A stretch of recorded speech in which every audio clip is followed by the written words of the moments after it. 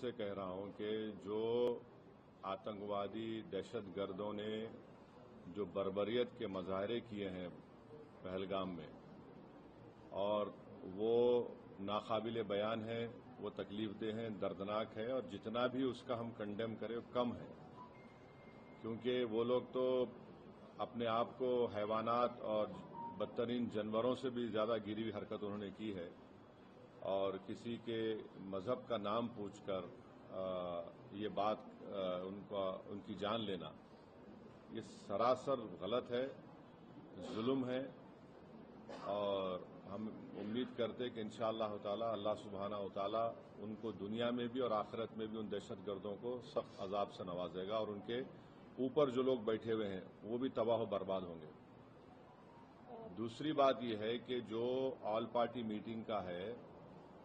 کل میں نے خود جناب کرن رجیجو صاحب سے بات کی تھی، تو انہوں نے کہا کہ ہم لوگ سوچ رہے ہیں کہ ان پارٹیز کو بلایا جائے جن کے 5 MPs ہیں یا 10 MP ہیں، ورنہ میٹنگ لمبی ہو جاتی۔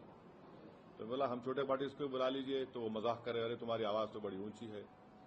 تو اسی لیے میں نے آج ٹویٹ کیا تھا کہ یہ مسئلہ بڑا اہم ہے، نیشنل امپورٹنس کا ہے، جو آل پارٹی میٹنگ ہونے جا رہی ہے،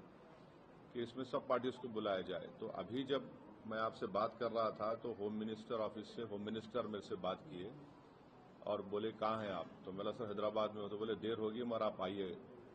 تو ابھی اگر ٹکٹ ملے گا انشاءاللہ، میں بولا ہوں جو بھی ٹکٹ ملے گا پہنچیں گے اور اس میں شرکت کریں گے اور اپنی بات کو رکھیں گے۔ اور جہاں تک یہ جو حملہ ہوا ہے، میں آپ لوگوں کو یاد دلانا چاہوں گا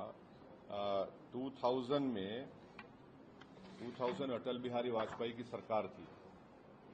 تو وہاں پر ایک یاتریوں کو مارا گیا تھا، نلوال کیمپ بولتے تھے، اسی کے نیچے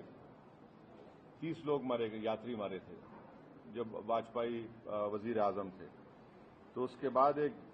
لیفٹیننٹ جنرل JH مکھرجی صاحب کی کمیٹی بنائی گئی تھی، وہ رپورٹ اب تک نہیں آئی۔ تو یہ ایسا نہیں ہے کہ انہوں نے اس جگہ کا پہلے انتخاب کیا۔ دوسری بات یہ کہ جس جگہ پر اتنے ٹورسٹ ہیں وہاں پر ایک پولیس والا نہیں ہے، ایک CRPF کا کیمپ نہیں ہے، کوئی سیکورٹی کے لوگ نہیں ہے۔ تیسرا یہ ہے کہ جو وہاں پر جو کوئک ری ایکشن ٹیم تھی، CRPF کے 2 یونٹ ہے، جو ان کو اوپر جانے میں 1.25 گھنٹہ لگا،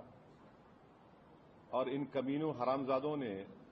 جو حرکت کی وہاں پر نام پوچھ کر گولی مارے، سمودائے پوچھ کر مارے۔ تو یہ اس کی اکاؤنٹیبلٹی تو ہونی چاہیے، اور یقیناً یہ دہشت گرد ہمارے پڑوسی ملک پاکستان سے آئے،